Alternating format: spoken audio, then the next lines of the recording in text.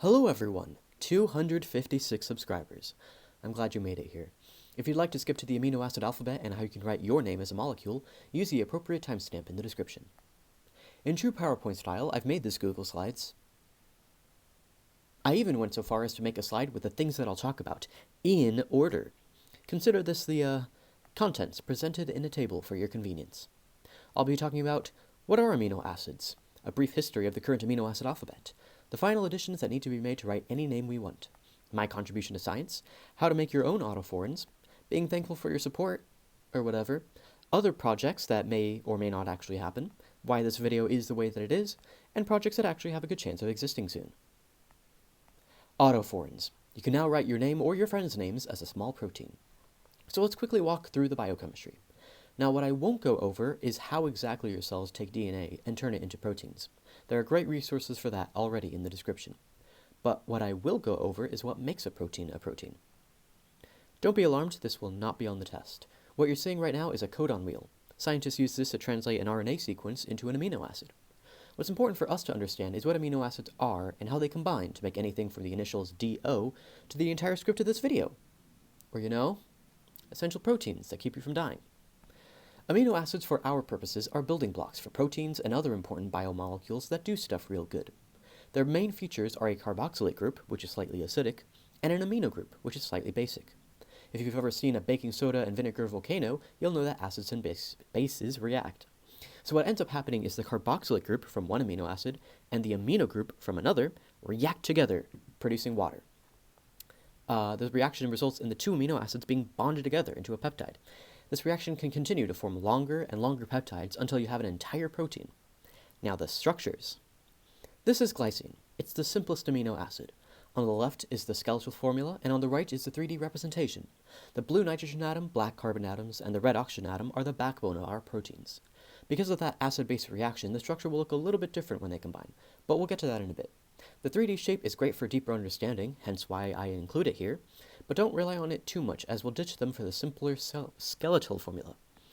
This is tryptophan. It's a bit larger, but you can notice how the backbone connects to the side chain. This is what's different from acid to acid.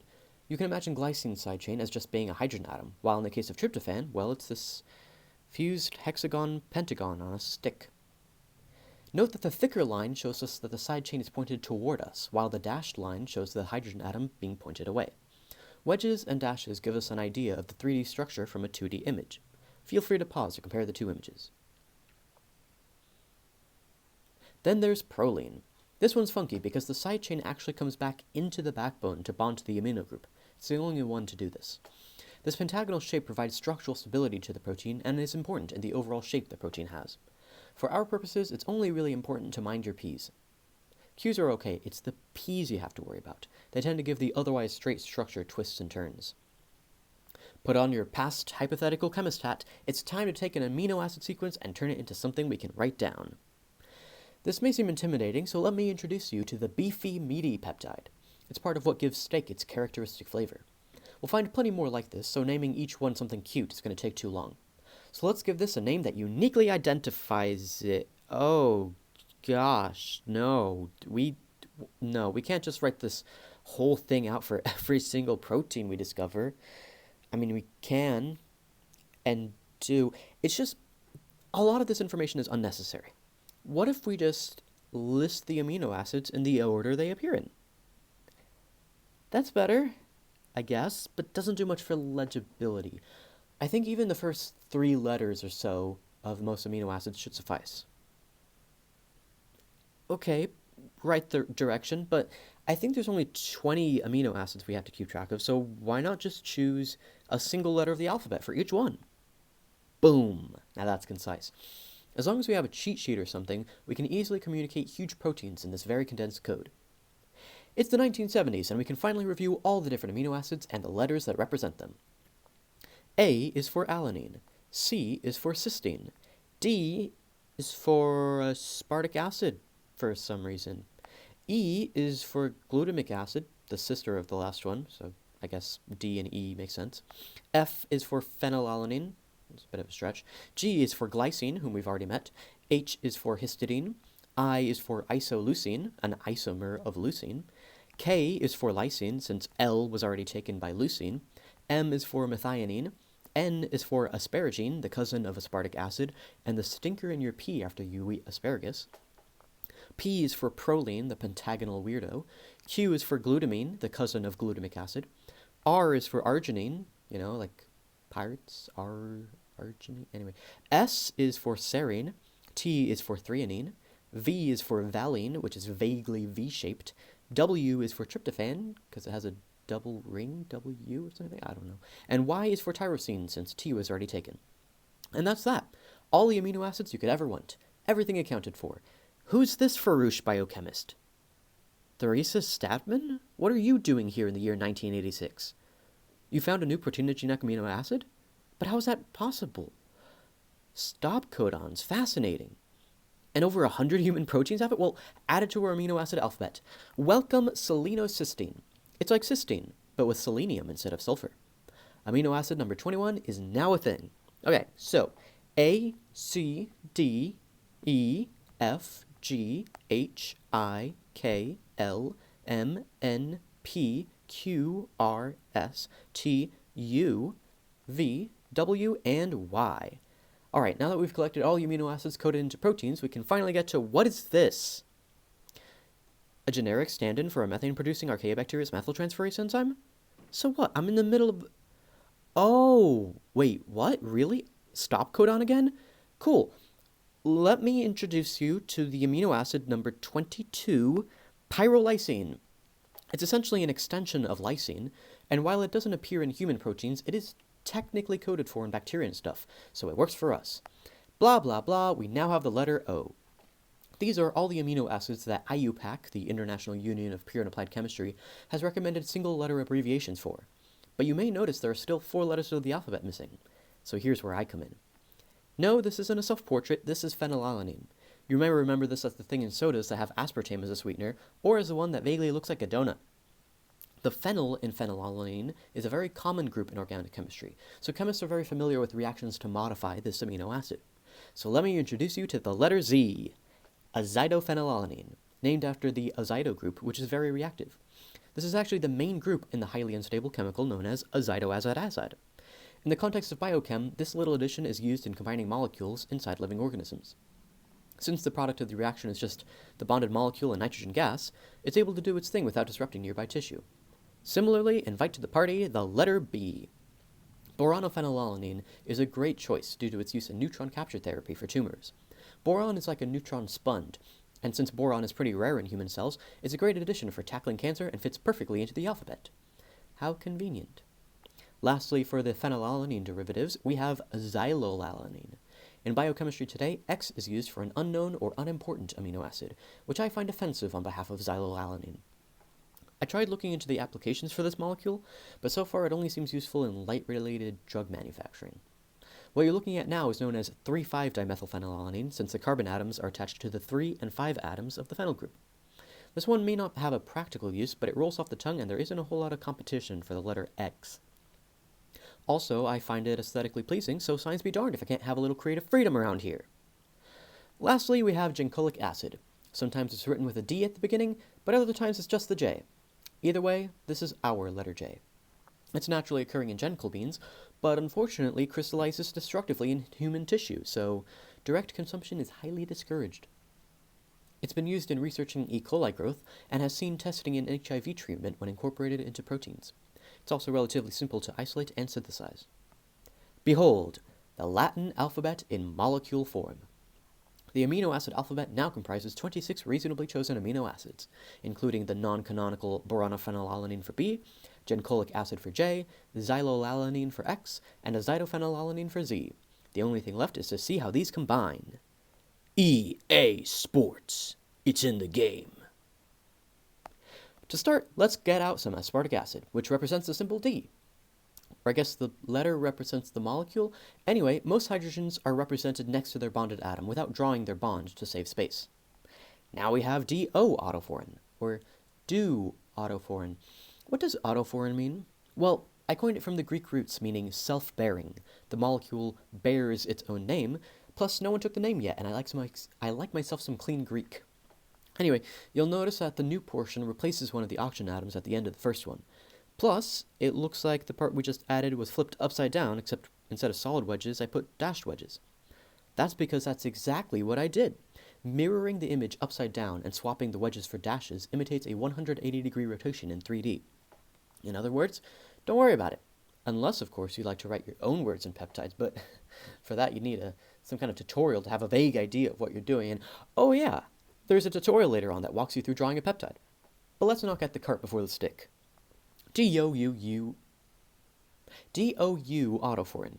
Every other amino acid will appear on the opposite side, so this one is on top, and the next one is on the bottom. Doug autophorin adds glycine, which can look a little naked next to its neighbors. DOUGL autophorin, also part of my computer's user directory. DOUGLA autophorin. And finally, Douglas autophorin, my namesake peptide. What does it do? What properties does it have? I have no idea. But this one isn't as interesting as it could be made before today. Let's look at another example. Feast your eyes on the quick brown fox jumped over the lazy dog autophorin. This took an hour to draw, and I'm almost certain I've made a mistake or two.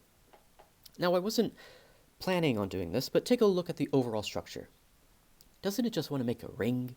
It'd be so cool if there was a way to make a cyclic peptide and have a way to notate it. So I did. This is C1.YCLIC1, autophorin. This is where the names stop being pretty. The ones you see are just to keep track of which connections are being made. In this example, the first C and last C are connected to each other, so both of them are labeled with the connection number 1. The dot and comma indicate what kind of connection is being made. Dots represent the amino group being connected, while commas represent the carboxylic acid group being connected. This is K1' OTA1, autophorin. The apostrophe indicates that the side chain is involved in the connection. The K amino acid's side chain is connected to the A amino acid's carboxyl group in a peptide bond. Just your run-of-the-mill lysine bridge, not to be confused with lysine salt bridge. The K amino acids, I accidentally misread that, but we're moving on. This is P1.OLYC2'YCLIC1, 2' autophorin. It brings me great joy that I found a very pertinent word for this polycyclic peptide. Here we can see that the P and final C are connected to each other via a normal peptide bond. The first C and last C are connected as well, but since this is the second connection, we label the connection 2. These are connected via the popular disulfide bond. Many of the proteins in your body have this kind of connection, and it gives your hair its characteristic shape: straight, wavy, curly, or kinky. Lastly, we have J1.2'R1, 2' autophorin, or R1.2'J1, 2' autophorin. I could read you the IUPAC conventions to determine which is the right one, or shut up. Both amino acids are bonded to each other normally, with a normal cyclic connection, and with a side chain connection. The glycolic acid and arginine, I assume, can make this kind of connection, but don't worry about the specifics. I do what I want, and if anyone has a complaint, let me know and I will carefully consider it for next time. Recall that the normal linear connection does not need to be notated explicitly, since that's already assumed in the linear notation. This means two or more peptides linked by only their side chains doesn't have a proper notation. Oops, let's quickly distract ourselves with some real-life peptides. YGGFM autophorin, also known as metenkephalin. This is in your brain right now. And I don't just mean the mental image of 2 hexagons and some zigzags. This is a neuropeptide that acts on the opioid receptors, relieving pain and doing some other stuff. E1'1.HP NH2 autophorin is how I write thyrotropin-releasing hormone. For the first time, our new notation scheme has a shorter name than the common name, if you ignore TRH. Along with all the pentagons, this has 2 interesting differences to prior peptides. The first amino acid is pyroglutamic acid, which is interpreted here as glutamic acid side chain linked to its amino group. Thus, the one connection indicates that the side chain bonds to the amino group. At the end of the peptide, we see the carboxylic acid is replaced with an amide. Since it's kind of a peptide bond, the NH2 group takes the place of an amino acid. We'll see more of this in the following examples. This one is E1'1.LYENKPRRPYIL autophorin, also known as neurotensin. It has some important functions in the human reproductive systems, but the reason I made this one is that the image for it on Wikipedia is bad. The final real example is C1'YIQNC1'PLG NH2 autophorin. Some people call it something silly like the love hormone or oxytocin or whatever. That's really all there is to say on the matter. And that's the amino acid alphabet. In one draft of the script, I ended things there. But then I thought to myself, "Hey, stupid, you forgot to show how to actually make the thing." And so I was like, "You're rude." And then I made this part of the video. In the description, there's a link to metamolecular.com, the site I use to make all the molecules. Coincidentally, this is the tutorial section of the video, so I get to show you how I use it. Unless you've already memorized all the amino acids, you may want to have a cheat sheet on the side. I also make the drawing space as big as possible so I can move things around as I see fit. The full screen window toggle is on the bottom right. Scroll down if you don't see the window. There we go. In this tutorial, we'll use Molly autophorin as the example, since that's the first autophorin I made. We'll start by making the backbone chain. You simply click with your mouse, drag with the delete key, click with the mouse, drag to make the bond, delete with the delete key, and replace carbons with other atoms by typing NO or whatever, while hovering over the atom you want to replace. You can click on a bond to make it a double bond, and click on the vertex or end of a bond to add another atom. Yeah, I know I'm moving pretty fast, but you know what else? Those wedges and dashes. On the top left, you can click and hold for about a second, and it'll give you more options. For the backbone, the pattern is nitrogen, 2 carbons, etc. The side chains connect on the first carbon, while the oxygens connect on the second. Remember to make the main chain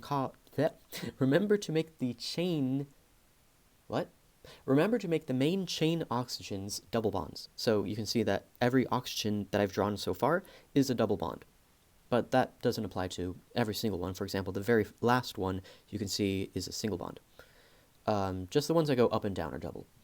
Remember to make the side chains on top with a wedge and the bottom ones a dash. I like to stick a carbon pointing to the right for consistency. You can do whatever you want. It doesn't have to be that way. But for the letters A and G, they do need to be removed. I swap to the line drawing mode and start drawing the skeleton of the first amino acid. At the top of my chest... I misread that. At the top of my cheat sheet is methionine, or M, and we draw the I'm struggling right now, I'm sorry. At the top of my cheat sheet is methionine, or M, you can see that one with the sulfur atom, so we just draw the skeleton as is. Then we select the third carbon atom, or just hover over it with your mouse, and then press S, and it replaces the atom with sulfur. I repeat that process for pyrrolysine, second on my cheat sheet, but we need to make the second amino acid upside down. Pyrrolysine has a pentagon, which you can place using the tool switcher in the top left. Especially for complex amino acids, I leave the stereocenters as regular bonds until the skeleton is complete. Then I do them all at once. Boop! On our cheat sheet, we can see that the upright version has wedges, so the upside down version should use dashes. In the description, I have a cheat sheet with all 26 amino acids. All of the upright amino acids have wedges, so the flipped version will use dashes. Pretty simple. If you're going off of images on Wikipedia or another source, they might have wedges in the upright version, and so they'll have to be dashes they might have dashes in the upright version, and then you'll have to use wedges in the upside down version. Moving on, the L's in Molly, the third one on the right side, really simple. In this step, I just did them at the same time. Boop! Tyrosine, the bottom in the cheat sheet, and the final letter in Molly, uses a phenyl group. Rather than drawing the hexagon by hand or swapping tools, you can just press the A key. A stands for aromatic. Hover over the atom you want to replace with the phenyl, and Molly's your uncle. That was a weird mix of phrases. I'll try better next time. After that, we add the oxygen at the end, and Bob's your uncle. Bob's your monkey. Uncle bought you a monkey. Anyway, since we're done with the cheat sheet, we can focus solely on the autophorin. The selection tool is the one that I use, since I just have to click at the very top left, drag in a circle, and press delete. I tend to draw a longer chain than I end up needing. So, boop, delete. Although this looks done, note that the final carboxyl group has a nitrogen atom instead of oxygen. Unless you want this modification, we need to change this nitrogen to an oxygen. That's more like it. When the structure looks finished, you can press zoom to fit in the top right. And, play Bop It with your monkey uncle. Still no? Dang it. Once you're zoomed in or out, you can take a screenshot. This is unfortunately the easiest way to export images of your molecule, but unless your peptide is really, really, really long, or you have a low-resolution screen, this should be fine enough. You can see on that website, there should be a link somewhere to find out how to do other things, like, for example, change the charges, which you'll need to do for azidophenylalanine. My image editor of choice is paint.net. No, it's not a website, and no, you can't just type paint.net on your browser to download it. The actual site is getpaint.net. Links in the description. Click the Download Now image with the .pdn text. Don't press any other links. They're either ads or needlessly confusing. Or avoid the problem entirely and use Inkscape or something else. I paste the image and use 0% tolerance with the global magic wand to get rid of the white background. If you want to put the image on a different color background, you would want to play around with that tolerance to get the result you want. So then we select that white space, press delete, and boop, there we go. If you want to have that border around that looks beautiful, you can just leave it like that, or use a rectangular select and crop the selection that you really want to have, and then there you go. You can print it on paper, and it's done. But if you're like me and prefer a dark background, here are the 2 steps. Invert the colors. You can do this by going to the adjustment banner up top and pressing invert colors, or by using the shortcut Ctrl-Shift-I. Then we rotate all the colors with the hue and saturation function. Again, that's up in adjustments, and you just press hue and saturation. And then you turn the knob all the way to the right, or you can type in the text box 180, and boom! Congratulations, you're now an uncle. With all that complete, I'd like to thank you for watching and for making this video happen. What you see before you are just a few peptides of my friends' names. I won't mention you all by name, but you know who you are.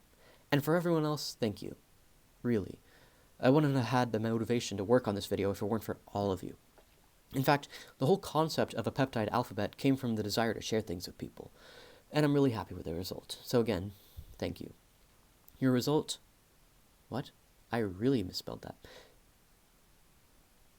Your support, just by subscribing, means more than you know. So now that I've finished this, I'd like to circle back to some other videos. Future projects. What will they be? Will they exist? Let's find out. So let's start at the beginning. In 2017, I made a video titled Florida Trip. I feel like it's still funny, but the ugly Filmora banner is an immense pain. Maybe one day I'll redo it with more jokes and better editing. In 2018, I released a short video of exciting Fortnite mobile gameplay fun, and its sequel, Exciting Fortnite Gameplay 2, Electric Boogaloo. I have more clips that may go into future videos, but that kind of requires sifting through hours of recordings and editing out the boring parts. The third one saw little success on account of it being the third. 2019 saw the release of a redstone counter. I later made a clock that cycles every few trillion years or so. Both were recorded with my garbage laptop, and you can see for yourself how that turned out for the 2-bit version. Now that I have a gorgeous computer, and now that Minecraft's height limit has increased, I can make a clock that fits in a chunk, and then ticks once now, and then only after the heat death of the universe. Since I mentioned it, I did at one point intend to make a video of me building my computer. It really is a sitcom, what with COVID supply shortages, scams, and with me destroying one of my laptops by calculating pi-e on it. Seriously. At the end of 2019, I made a video. By far my most popular video to date is Tetris in Minecraft. I recorded it on my laptop, but it holds up pretty well. I do still want to make a video behind the scenes, but that kind of involves redoing the whole thing while recording. In April of 2021, I hit 64 subscribers and my trash can down here, and gave a tutorial of MCC tool chest. My entire setup was atrocious, and MCC-TC should only be used for a few things nowadays. Rest in peace, Synodont. Only 2 months later, I was up to 128 subscribers and ran a live stream. This is because I didn't have any better ideas. Let me know if you'd like that or something else for 2 to the 9. Anyway, I didn't make a follow-up as I'm waiting for a new Bedrock Edition editor that, it's dead. Well, I guess I need to hurry up and make that video or something. Should look into those Entity plugins MaxRM keeps talking about. Recently, I've been pushing out bangers like Bob on Battlefield, but it never starts, and solving a Pi Day puzzle. The story behind that one is someone posted on Reddit that they thought that Pi Day's puzzle was impossible, and this was a response to it. I did not expect it to be my second most watched video. You guys rock. I've also been exhaustively transcribing Lay All Your Love on Me, and been playing around with data moshing. I thoroughly enjoy both, but they're a lot of work. And now a short intermission from me talking, consisting of more of me talking. Why is this video a glorified slideshow? Well, to be honest, this turned out a lot better than I expected. Unfortunately, I have to record this all in one take. Hopefully I have not made any mistakes. I'm currently not at home, and I've been writing the script on a laptop with 4 gigs of RAM and the computing power of a dog, days away from being euthanized. And I'm recording this on my phone to hopefully get a better recording out of it. Hi. Want to hear a smooth transition? I'm writing a song. It'll be the first song I post here that I've made from scratch. It is not a feel-good song, so don't expect to dance to it on your DDR machine. I've also been on and off working on a pretty big Minecraft project. I can't divulge too much right now, but I can say it's something that you will be able to play with friends. I'm really excited with how it's turning out, so I'll post more about it when it's about to go live. Inspired by my new friend group, I'll be dipping my toes in YouTube poops. For the uninitiated, they're basically heavily edited clips from media, usually surreal in nature, and definitely worse for your mental health than SpongeBob ever could be. Finally, I've been gaining confidence in my piano abilities, so I'll soon post some music for meditation and other things I've played. If you have any further requests or ideas, let me know. My channel is shaping up to be a tinker house of miscellaneous shenanigans. Expect more gaming, music, funnies, and edutainment in the future. This has been DFC. What's in a name?